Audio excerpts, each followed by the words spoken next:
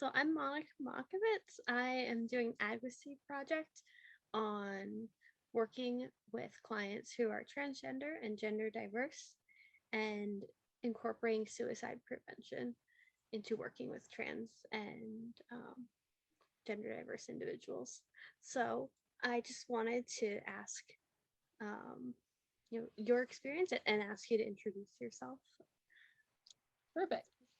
My name's Jerica. I'm a psychiatry resident, and I enjoy working with the LGBT community. So I recently started a resident group for LGBTQ residents and staff at the hospital I work at. I also have a TikTok channel that I talk about mental health, specifically in the LGBTQ population. And on TikTok, I've worked with it's called It Gets Better Project. And their page, they're a not for profit, and they focus, at least their TikTok page focuses on kind of spreading positive information to help LGBTQ people, and then just like positive content from LGBTQ providers and TikTok people. And yeah, so that's me. Excellent. Awesome. Well, thank you so much for just being here and helping spread more information about how healthcare providers can really just improve their rapport and give more affirming therapy as well as just healthcare to trans and non-binary patients. But I just wanted to ask you a couple of questions. So how can healthcare providers who are not familiar with working with trans and gender diverse patients become more informed? So we already know it's a problem in medical schools, I'm assuming in nursing schools and other healthcare professional schools, that there is not enough education about the LGBTQ population, but specifically trans and non-binary patients. Usually you'll get about 1 to 2 hours about the topic out of, for med school, 4 years of med school. So that's a very tiny amount. So a lot of it is self-education, sadly, at this point. Something that I use and a lot of primary healthcare professionals use and other psychiatrists and mental health workers use is the WPATH standards of care. So WPATH, just so those that don't know, stands for the World Professional Association for Transgender Health. And they've established an international standards of care, kind of like a treatment document for gender dysphoria. And it's free, it's online, you can download it. It's hundreds of pages, but it's labeled very well for what you need. So there's specific sections about mental health specifically and what you need to focus on. And if you're a surgeon, what you need to focus on. If you're a primary care professional, what you need to focus on. So that will have a ton of information specifically for trans individuals and gender dysphoria. But then a lot of it, like I said, is self-education. So some people use YouTube. There are many trans YouTubers who talk about kind of their journey, their struggles. And I feel like it's important to hear it from the people themselves. But you can also look, like CDC has some things, the APA website, which is for psychiatrists, that has information as well. I would say, get on Google and type in, every time you learn of a new word, like maybe you don't know what non-binary means, look it up, read about it. And so, yeah, it takes time because you're not going to get that education in schools, but it is more widely available on the internet to look up anything you don't know about. You can learn more. Wonderful. Thank you so much. That's an excellent resource. And it sounds like really there's a lot of learning that has to come from the clinician themselves.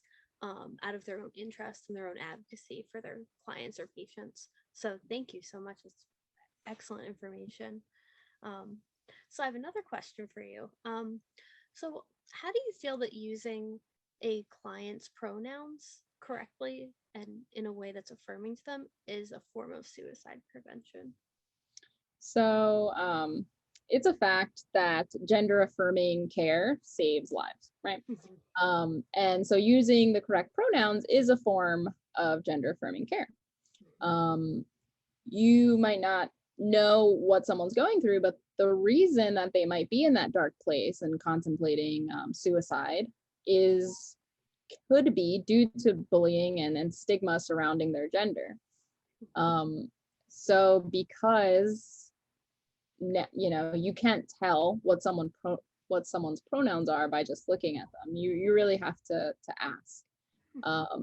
And you do that because you don't know what the patient in front of you is going through, what their current issues are, their struggles. And so at least starting interactions, introducing yourself and your pronouns, and then asking them if they feel comfortable to talk about their pronouns. That's when you can start having, a conversation. It's all about treating people with respect. And if they feel that you are going to be respectful for them, then that person can trust you a little bit more. So because suicide prevention, we're trying to, you really have to respect, everyone, but not only provide people with respect, but if someone's contemplating suicide, it's, they're in a very dark place and you don't want to accidentally do something, that's going to make them feel a little worse. So that's why I think, you have to use the correct pronouns, and in order to do that, you have to ask about them. Absolutely. Thank you. That's wonderful. And I from what I've been taught in the program that I'm in, one of the first things we were taught is, when you meet a new client, just ask them what their pronouns are. And the best way to do that is first by starting when you're introducing yourself to say what your pronouns are. So I think that's excellent. Thank you. So another question I have for you is, how would you handle working with a patient who has changed their pronouns or their preferred name several times throughout the course of treatment, in a way that's still affirming? Yeah, so I would say that one, you have to have patience with that situation. You also have to realize that it's not about you understanding their pronouns. It's not about you understanding why they've changed their name or changed their pronouns. It's about you can try and explore that with them, but the main thing is just to respect it. And if you've noticed that this patient has maybe changed their name a few times or has gone back and forth with pronouns, then you can make it something that you do where you'll just start off each conversation saying, "Hi, just wanted to know what your preferred pronouns are. Just want to make sure I'm using the correct pronouns and the correct name." So it's going to take patience, and I think it's always just important to know that you might not understand, and that's okay, because when people, depending on what they're going through, depending on where they are in their process, in their journey, they might not know exactly what their pronoun's going to be a month from now, and they're still figuring that out. So you just have to be kind, respectful of their journey, meet them where they are, and just know that even if I'm just going to keep repeating it because I've had like staff say things like, "That doesn't make sense." And it's like, it doesn't have to make sense to you.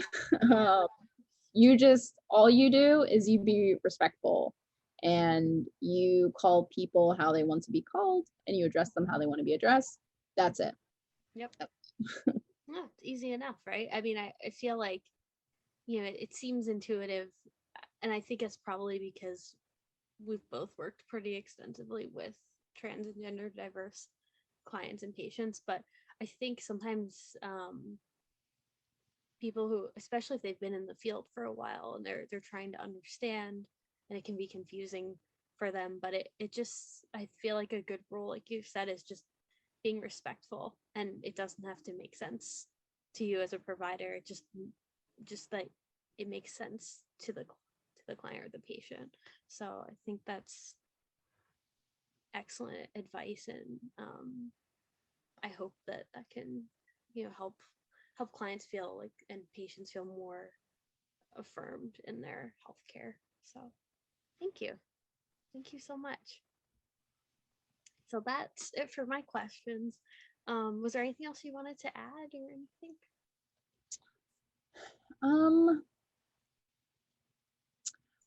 just that there is a psychiatry conference coming up in May, and I am presenting a poster, and the poster is about barriers of mental health care with a non-binary transmasculine patient, and it's about a patient that I was seeing during ED crisis, and in that I kind of talk about how providers, because they didn't understand, failed to either use correct pronouns or failed to at least ask the patient what they meant by different things. Ask the patient, what does transmasculine mean? What you say you're non-binary, but you still choose to use she, her pronouns. So it was a situation where everyone needed a little bit more education, and so I'm currently working on that now. And what I'm realizing is there is a lot of research out there that states one of the main reasons that LGBTQ, but also trans and non-binary patients have such high levels of mental health, drug use, and sometimes even chronic medical conditions, is due to stigma and not receiving gender affirming care. There was I think it was like over 40% of patients feel like they have to educate their providers about gender diversity and about pronouns. And so that's it's not a good feeling if you go to the doctor and you're teaching them. You don't really want to do that. If you went to the cardiologist and they're like, wait, where's your heart? That you're going to be a little worried. So I'm interested to finish up that poster and present it in May, but I think hopefully I'll be able to educate a couple psychiatrists at the conference. Oh, in our interprofessional collaboration, I just want to thank you so much for your help and for your knowledge, and I hope that together we can educate our colleagues about how to provide care for our clients, all genders. So thank you so much. Yeah, thank you for having me. Awesome.